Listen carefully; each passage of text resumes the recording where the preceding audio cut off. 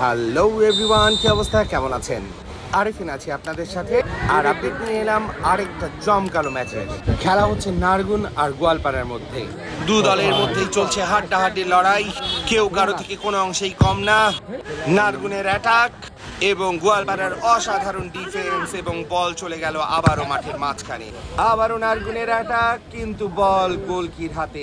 গোয়ালপাড়ার attack এবং বল জালে জড়িয়ে গেল এবং গোল।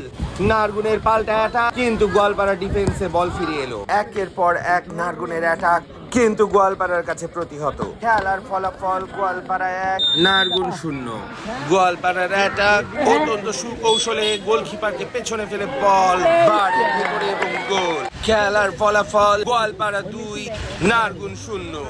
একের পর এক অ্যাটাক, কিন্তু বারবারই নারগুন প্রতিহত গোয়ালপাড়ার কাছে। খেলায় সমতা ফেরাতে নারগুনের আপ্রাণ চেষ্টা, কিন্তু শেষ পর্যন্ত খেলা শেষ। অভিনন্দন গোয়ালপাড়াকে, আর ধন্যবাদ সবাইকে।